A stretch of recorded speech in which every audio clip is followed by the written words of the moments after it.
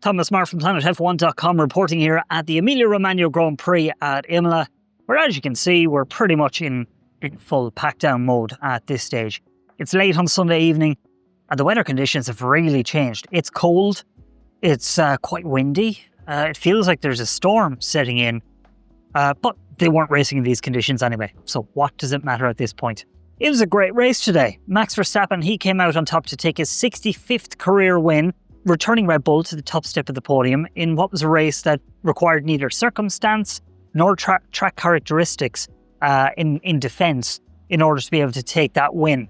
He said he was incredibly proud of the work that's gone in to updating the RB21, and his win closes him down to within 22 points of Oscar Piastri in the championship. So today, pretty seismic day, I think, in the championship battle. It's really reignited things, I think, after what looked like McLaren were starting to build that momentum.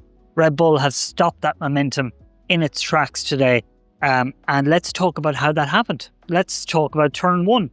Piastri was on for a fourth win in a row today. And off the start, he made a good start. George Russell behind him made a better start. And Russell was hunting Piastri down into turn one. And neither really seemed to be paying enough attention to Max Verstappen right alongside them here. And this left the door open for Verstappen, who said he was very surprised to find that when you release the brake into turn one, the space just opened up for him. He was able to sail around the outside of both Russell and Piastri and take that commanding position then into turn two. Now, what we've seen over the first quarter of the season is that even with Verstappen in the lead ahead of a McLaren, the Red Bull hasn't been able to pull away. Tyre degradation has always been an Achilles heel for Red Bull over the first 6 races of the championship, but not today. Max was able to pull away and open up a lead of about 2.8, 2.9 seconds by lap 13. Now Piastri, he was starting to suffer with tyre graining at this point. He dived into the pits on lap 13, took on a fresh set of hard tyres, but Max kept going. So while McLaren committed to the 2-stop quite early, it became more and more obvious that Max was aiming for a 1-stop.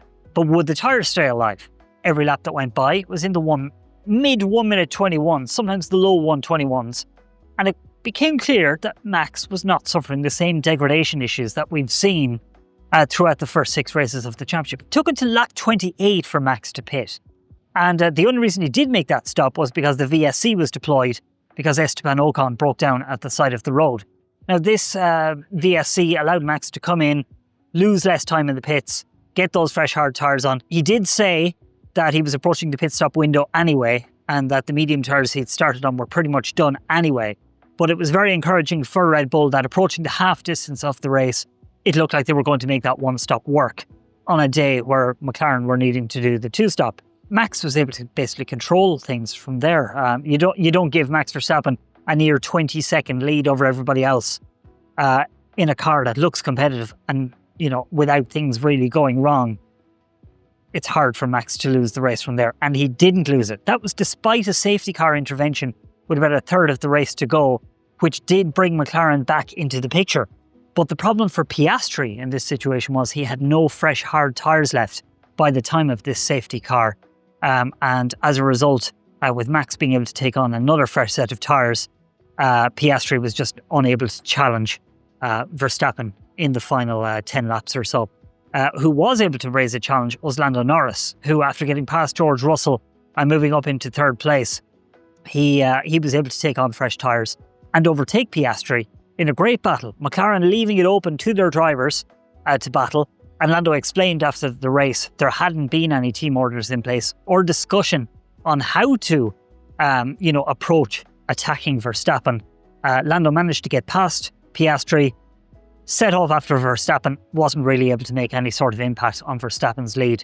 So it ended with Verstappen winning ahead of Norris and Piastri in 3rd place. Lando said after the race that he was surprised by the pace shown by Max Verstappen.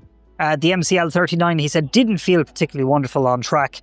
And that sentiment is pretty much echoed by what Oscar had to say. He was a bit surprised by Max into turn one, surprised by the pace shown by Red Bull. The pace wasn't great, struggled with the tyres, and he said, you pretty much live and learn. And that seems to have been pretty much the summation of McLaren's day. Surprised by what Red Bull were capable of, on a weekend where I think Red Bull's updates and their execution just surpassed what McLaren managed to bring to the table today. Christian Horner, he was surprised by McLaren in the other way, in that he was surprised by the relative lack of performance. We saw in Miami, McLaren absolutely romping away on what is a high degradation, high temperature track. Here, it's high temperatures, but a low degradation track. And we saw the complete opposite. Red Bull had the legs on McLaren in pretty much all scenarios. And the feeling in the camp is that the updates have worked, but there are still question marks to be addressed on whether the circumstances and the conditions of today played into their hands a little bit. And we'll have to see how that goes as the season goes on. For Mercedes, what looked like a promising start to the race, Russell, challenging Piastri into turn one, it turned into a bit of a mess for them, really. Russell ended up 7th at the checkered flag. He was complaining about his rear axle. It got so bad that he actually thought his rear track rods had broken during the race. But as it was explained to us after the race, it was just simply down to tyre life overheating on the rear axle. Tyre graining, he was undercut by Charles Leclerc as well. And Mercedes needs to get to the bottom of their updates and to see whether that's exaggerated the gap or expanded the gap between their single lap pace and the long run pace. For Kimi Antonelli, his retirement was caused by a throttle pedal issue, which resulted in him getting less and less power as the race went on. Williams, they had a great race. Lots and lots of race pace for Williams, following on from a great result as well in Miami. Alex Albon coming home in 5th. Had a great battle with Charles Leclerc, in which he ended up in the gravel towards the end of the race while battling with Leclerc. That allowed Hamilton through into 4th place. So Albon, a little bit disappointed to have lost out on the chance of 4th place, but nevertheless, a great result there for him. P8 for Sainz. He felt there was a little bit more on the table if things had worked out a little bit better with the timing of the VSC and the SC. But a double points finish for Williams again. It was the same for Aston Martin. They very obviously have taken a step forward this weekend with the upgrades brought to the AMR 25. They felt 9th and 10th when begging today. They were caught out completely by the timing of the VSC. Unlucky timing. I'm the unluckiest man in the world, is what Fernando said. And no point for Aston Martin, unfortunately, today, despite their very, very clear step forward. Lewis Hamilton, he finished 4th. He was thrilled with the car afterwards. Finished just 1.2 seconds off the podium. And he said the car felt alive and connected under him. So much, much happier with how things have gone this weekend. It's obvious that Ferrari have the opposite problem to Mercedes in that their race pace is very good, qualifying pace less so. Charles Leclerc, he had his initial undercut attempt brought him further up the order, but again, he was another one undone by the VSC timing, and he missed out in the end. So that's pretty much all the notes I've taken from today. It's been a pretty dramatic race, I think. I'm going to go and get something to eat because I'm absolutely starving. Hopefully you've enjoyed our coverage of the Emilia-Romagna Grand Prix throughout this weekend, and join us next weekend for live coverage from Monaco.